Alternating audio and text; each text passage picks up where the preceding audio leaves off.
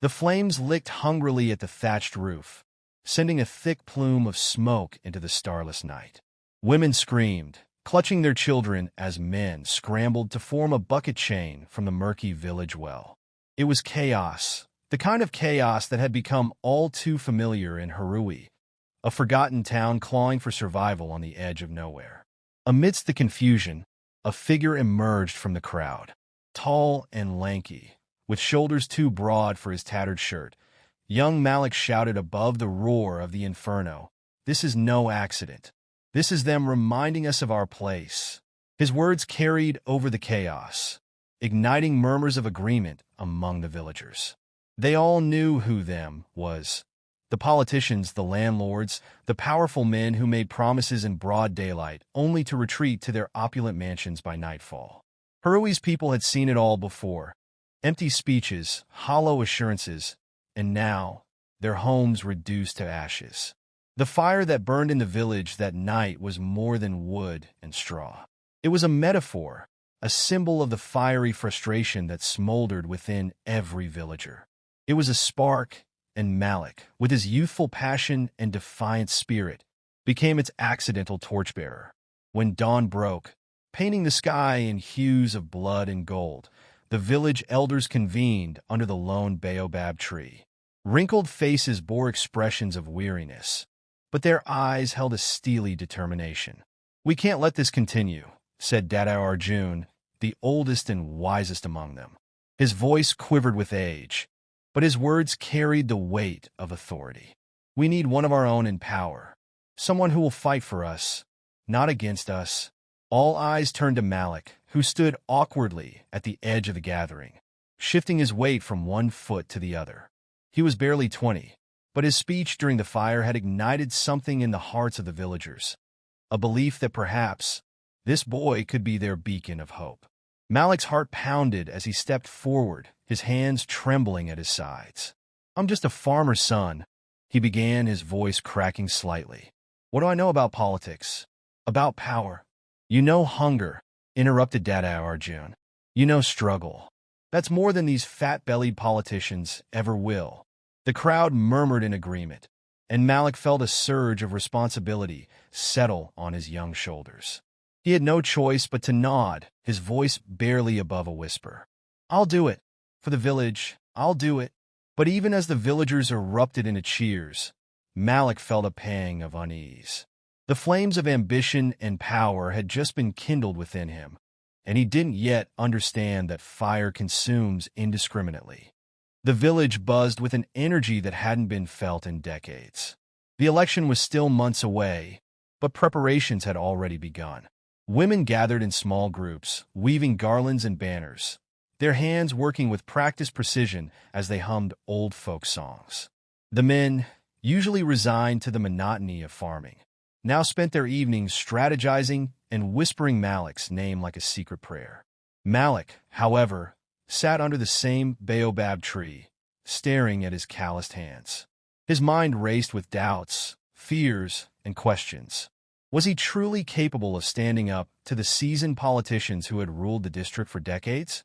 Could a boy with no education, no connections, and no experience take on the mighty forces of wealth and power? "You're scared," said a voice behind him. Malik turned to see Zainab, his childhood friend, standing with her arms crossed. Her piercing gaze seemed to cut through his insecurities. Zainab was known in the village for her sharp tongue and sharper mind. She was the daughter of a schoolteacher, a rarity in Harui, and she had inherited her father's love for books and knowledge.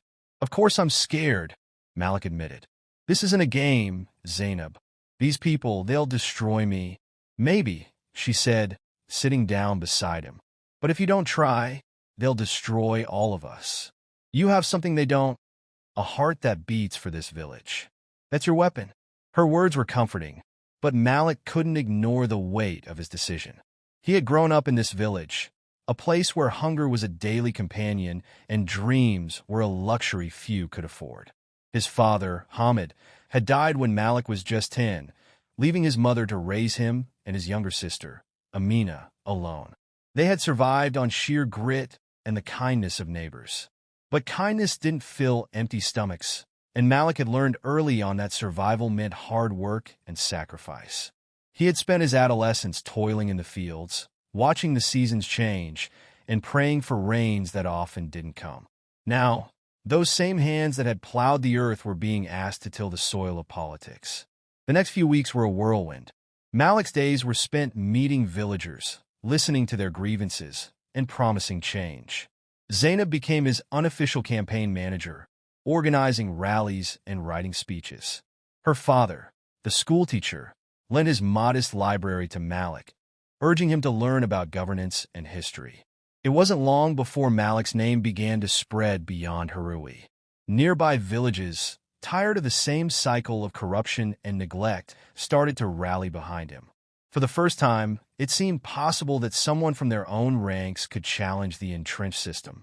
But the opposition was not idle. The sitting councillor, an aging politician named Baban Reddy, was a man who had built his empire on manipulation and fear. He had held the seat for over 20 years, using his wealth and connections to crush any opposition. When news of Malik's candidacy reached Baban, he laughed. "A farmer's boy," he scoffed, sipping his imported whiskey. "Let them dream. It makes the crushing defeat all the more satisfying." But as weeks turned into months and Malik's campaign gained momentum, Baban began to take notice. He dispatched his men to Harui, men with deep pockets and shallow morals, who offered bribes and made threats. One evening, Malik returned home to find his mother, Shabana, sitting in the dark. Her face was pale, and her hands trembled as she held a crumpled note. "What's wrong, Amma?" Malik asked, his voice laced with concern. "They came," she whispered, her voice barely audible. "Baban's men. They said if you don't withdraw, they'll burn our fields." Malik clenched his fists, his blood boiling with anger. But before he could speak, his mother grabbed his hand. "Listen to me, Malik," she said, her eyes filling with tears. "This fight is bigger than us. If you believe you can make a difference, then don't back down. But know this, it will cost us. Are you ready to pay that price?" The threats only strengthened Malik's resolve. He threw himself into the campaign with renewed vigor, but the pressure was taking its toll. He barely slept, his mind constantly racing with strategies and speeches. Zainab often scolded him, forcing him to eat or rest, but he brushed her off. "I can't stop, Zainab," he said one evening, his voice hoarse. "If I fail, it's not just me, it's all of us. You're no good to anyone if you collapse," she retorted, shoving a plate of food into his hands. As the election day approached, the atmosphere in Harui grew tense. Baban's men intensified their efforts, spreading rumors and sowing discord. Some villagers, fearing retaliation, began to waver in their support. One night, Malik and Zainab held a secret meeting with the village elders. "We need to show them we're not afraid," Malik said. "But how?" Dada Arjun, silent until now, spoke up. "A rally," he suggested. "Let's gather everyone, Harui and the surrounding villages. Show Baban that we are united." The rally was planned for the night before the election. It would be a final show of strength, a declaration that Harui was ready to fight for its future. The evening air was thick with anticipation as the villagers gathered near the open fields on the outskirts of Harui. The rally was set against the backdrop of a moonlit sky, where the faint glow of stars fought to pierce through the shadows. Torches lined the makeshift stage, their flames dancing in the wind, casting long, flickering shadows across the crowd. For weeks, the villagers had worked tirelessly to prepare for this moment. Farmers had abandoned their plows early each day to help erect the stage, while women and children spent hours crafting banners that read, "Power to the people," and "Harui stands united." The rally was more than a gathering. It was a declaration of defiance, a final push to take back control of their destiny. Malik stood at the edge of the crowd, his heart pounding in his chest. He had delivered countless speeches over the past months, but tonight felt different. This was his moment to prove not just to the villagers, but to himself that he was ready to lead. Zainab appeared beside him, her sharp features softened by the warm glow of the torches. "Are you ready?" she asked, her voice steady but laced with concern. "No," Malik admitted with a nervous laugh. "But I don't think I ever will be." "You'll do fine," she said, placing a reassuring hand on his arm. Just speak from your heart. That's what they believe in. The field slowly filled with people, not just from Harui, but from neighboring villages as well. They came in groups, carrying lanterns and torches, their faces weary but hopeful. Many had walked for hours to be there, driven by the promise of change. At the back of the crowd stood an elderly man named Ravi, a farmer from a nearby village. Ravi's life had been one of unrelenting toil. His hands were gnarled from decades of working the land, and his back bore the scars of a lifetime spent under the sun. Yet tonight, he stood tall, his weathered face lit with a rare spark of hope. I haven't seen anything like this in my lifetime, Ravi whispered to his son, who stood beside him. Maybe this boy can do what none of us ever could. Near the front, a young mother named Leela held her baby close. Her husband had been taken by Baban Reddy's men years ago, accused of theft after refusing to pay an exorbitant tax. Leela had been left to fend for herself, scraping by with odd jobs and the kindness of neighbors. She looked up at the stage, her eyes brimming with tears. "For my son," she whispered, "this must work." In his lavish mansion miles away, Baban Reddy sat in a leather armchair, sipping his whiskey as one of his men provided updates. The rally had reached his ears, and it annoyed him more than he cared to admit. "How big is the crowd?" he asked, his voice calm but dangerous. "Big," the man replied hesitantly. "Bigger than we expected. Word is spread to other villages." Baban chuckled, though there was no humor in it. "Let them gather. A fire burns brighter before it dies." Despite his confidence, a gnawing sense of unease crept into his thoughts. This Malik boy was proving more resilient than expected. Baban had crushed countless challengers before, but something about this movement felt different. It wasn't just a campaign, it was a rebellion. "Keep an eye on them," Baban said, dismissing his man with a wave. "If they cross the line, make sure they regret it." Back at the rally, the murmurs of the crowd fell silent as Malik stepped onto the stage. His hands trembled, but he clenched them into fists, steadying himself. He looked out at the sea of faces, each one filled with expectation and desperation. "My friends," he began, his voice strong despite the lump in his throat. "Tonight, we stand here not as victims, but as fighters. Fighters for our homes, our families, and our future." The crowd erupted into cheers, but Malik raised his hand for silence. "For years," he continued, "we have been treated as pawns in their games. They come to us with promises, only to vanish once they've secured their power. They feast while we starve, they prosper while we struggle, and they laugh while we cry." His words struck a chord with the crowd, many of whom nodded in agreement, their faces etched with pain and anger. "But tonight," Malik said, his voice rising, "we say no more. We will not be their pawns. We will not be their stepping stones. We will take back what is ours, our dignity, our rights, and our future." The cheers were deafening now, a wave of sound that seemed to shake the very earth. Malik felt a surge of energy, his doubts melting away as he fed off the crowd's enthusiasm. "This is not just about me," he continued. "It's about all of us. Together, we are stronger than their wealth, their power, and their lies. Together, we will build a future where no child goes to bed hungry, where no mother weeps for her lost son, and where no farmer watches his fields burn because he dared to dream."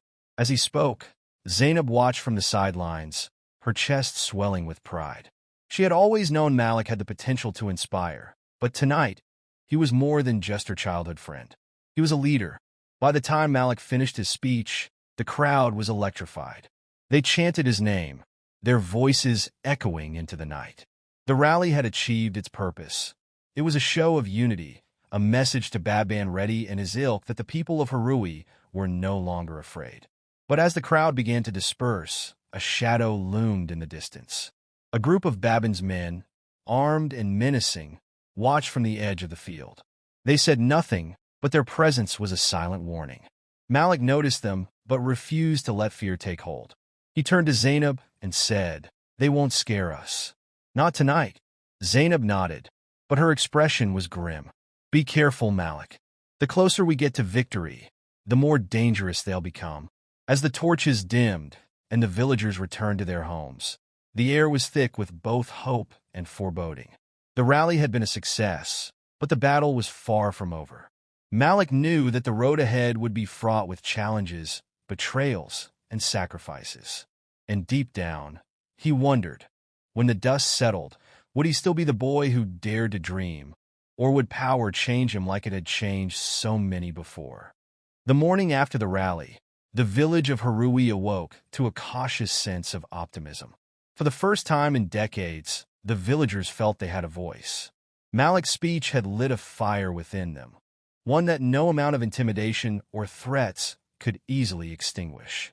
As the sun rose over the horizon, casting a warm, golden glow over the fields, Malik sat on the porch of his small mud brick house. His mother, Shabana, brought him a cup of steaming tea, her eyes filled with a mixture of pride and worry. "You spoke well last night," she said, sitting beside him. "Your father would have been proud."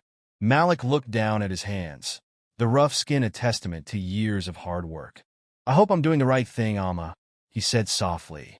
"Sometimes I wonder if I've bitten off more than I can chew." Shabana placed a reassuring hand on his shoulder. "The right thing is rarely the easy thing, Malik. But remember this, you're not just fighting for yourself. You're fighting for all of us." Her words stayed with him as he prepared for the day ahead. Malik knew that the rally had been a turning point, but it had also painted a target on his back. Baban Reddy would not take this challenge lightly, and Malik had to be ready for whatever came next. In the days following the rally, the village was abuzz with activity. The fields were alive with whispered conversations. The market thrummed with talk of the upcoming election, and the air was thick with both hope and anxiety. But the tension was palpable. Baban Reddy's men were a constant presence, lurking in the shadows, their cold eyes scanning every movement. They made no overt threats, but their silence was more menacing than words ever could be. One evening, as Malik and Zainab walked through the village, they were stopped by an elderly woman named Parvati. She was a widow who had lived in Harui her entire life, her face a map of wrinkles etched by time and hardship. "Malik," she said, her voice trembling, "I've seen men like Baban before. They don't fight fair. Be careful, my boy. We can't lose you." Malik nodded, his heart heavy with the weight of her words. "I promise, Ani. I'll do everything I can to protect this village." Zainab watched the exchange silently, her mind racing. She knew the stakes were high, and she could see the toll it was taking on Malik. "You're doing well," she said as they continued walking. "But we need to be smarter. Baban's silence isn't a sign of weakness. It's a strategy. He's waiting for the right moment to strike." That night, as Malik lay in bed, he couldn't shake the feeling that he was being watched. The events of the rally replayed in his mind. The cheers of the crowd mingling with the memory of Baban's men standing ominously at the edge of the field. Just as he was drifting off to sleep, a loud knock at the door jolted him awake. His heart pounded as he grabbed a lantern and approached the door cautiously. "Who's there?" he called out. "It's me, Dada Arjun," came the familiar voice of the village elder. Malik opened the door to find Dada Arjun standing there, his face pale and his eyes filled with urgency. "Malik," he said, his voice shaking, "we need to talk." The elder was ushered inside, and as he sat down, he revealed a crumpled note. "This was slipped under my door tonight," he said, handing it to Malik. The note was simple but chilling. "Withdraw, or face the consequences." Malik clenched his fists, his jaw tightening. "So this is how they fight," he said bitterly. "Cowards hiding behind threats. We can't ignore this," Dada Arjun said. "The people believe in you, but they're also scared. If we don't show strength, we could lose everything we've built." Malik nodded, his mind racing. "We'll show them strength," he said firmly, "but we'll also show them that we're smarter than they think." Meanwhile, in Baban Reddy's mansion, the seasoned politician was deep in thought. He sat in his study, surrounded by shelves of leather-bound books and framed photographs of himself with powerful figures. His face, usually composed, was etched with a scowl. "What do you mean he's not backing down?" he barked at one of his henchmen. "The boy's stubborn," the man replied nervously. "The villagers are rallying behind him. It's not just Harui anymore, it's spreading." Baban leaned back in his chair, his fingers steepled. Then it's time to remind them who they're dealing with. He called for his right-hand man, a ruthless enforcer named Rajan, whose reputation for brutality was well known. Rajan, Baban said, his voice calm but deadly. It's time to send a message. Burn one of their fields. Let them know what happens when they defy me. Rajan nodded, a sinister smile playing on his lips. Consider it done. The attack came 2 nights later. Malik was woken by the smell of smoke and the sound of panicked shouts. He rushed outside to see flames engulfing one of the village's largest fields. The crops, ready for harvest, crackled and popped as the fire consumed them. Villagers ran to and fro, forming bucket lines to douse the flames, but it was a losing battle. The fire was too fierce, and the damage was already done. As Malik joined the effort, his eyes burned with both smoke and fury. He knew this was Baban's doing, a calculated move to sow fear and break their spirit. By dawn, the fire was extinguished, but the field was a blackened wasteland. The villagers gathered around, their faces etched with despair. "This is what we're up against," Malik said, his voice hoarse but resolute. "They want us to give up. They want us to be afraid. But we won't let them win." He turned to the crowd, his eyes blazing. "We've lost a field, but we haven't lost our fight. If anything, this only proves that they fear us. And they should." The villagers nodded, their despair giving way to determination.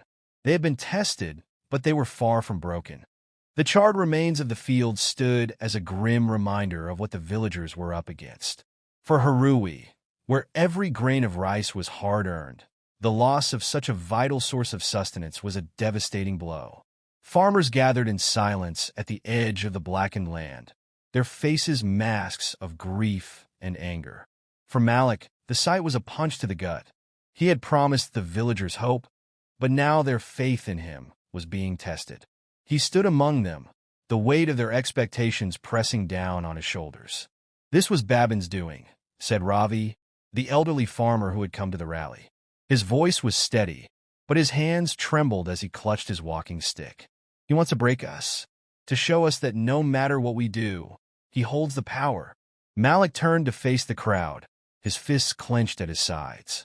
"He doesn't hold power," he said, his voice ringing out. "We do.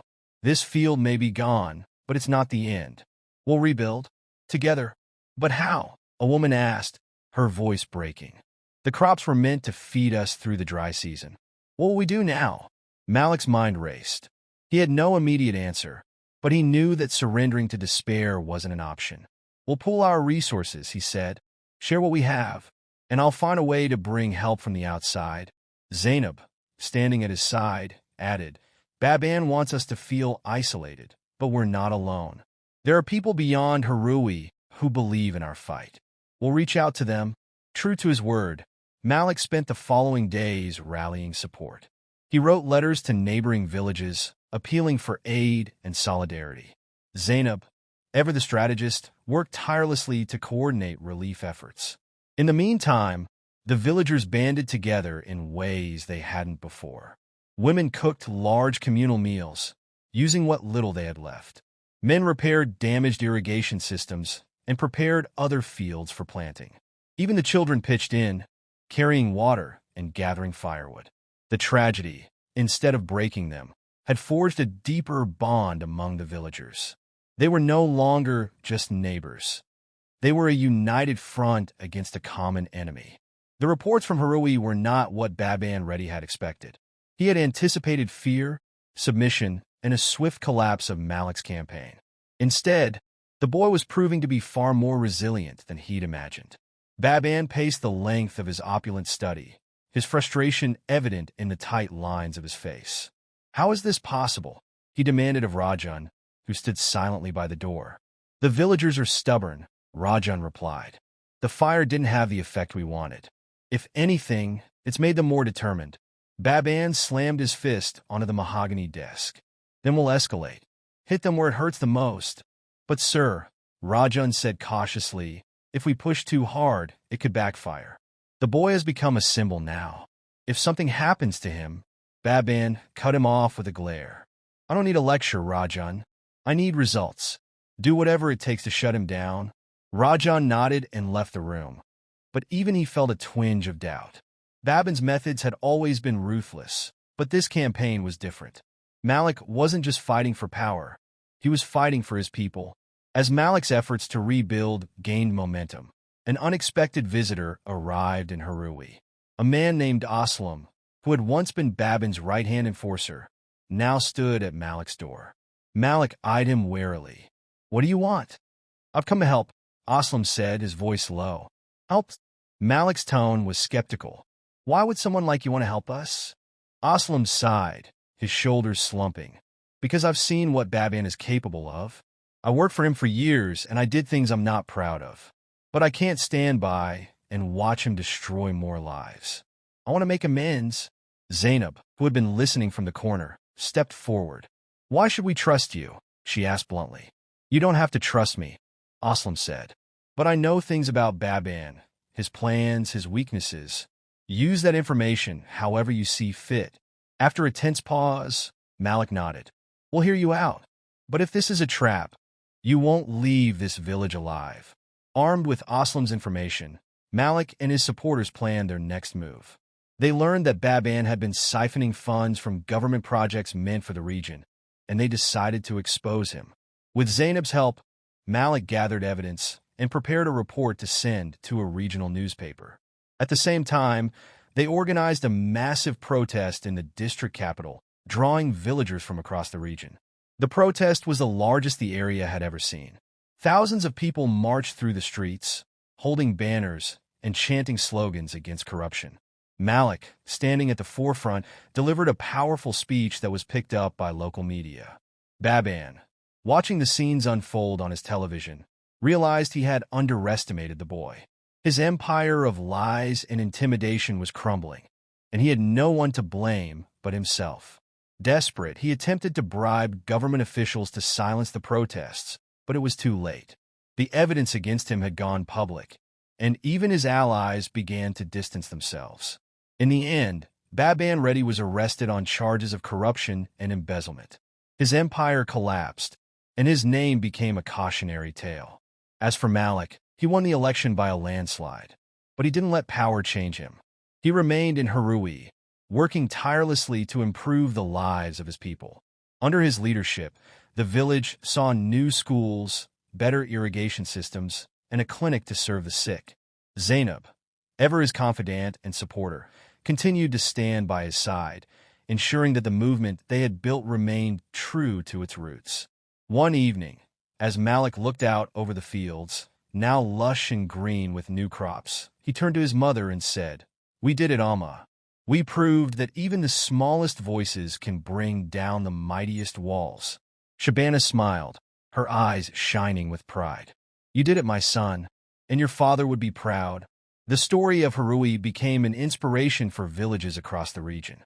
Malik's journey from a humble farmer to a leader who stood against tyranny was proof that change was possible, even in the face of overwhelming odds. And as the years passed, Harui thrived, not because of wealth or power, but because its people had learned the true meaning of unity and resilience. If you learned from the story, please subscribe to my channel for more interesting stories.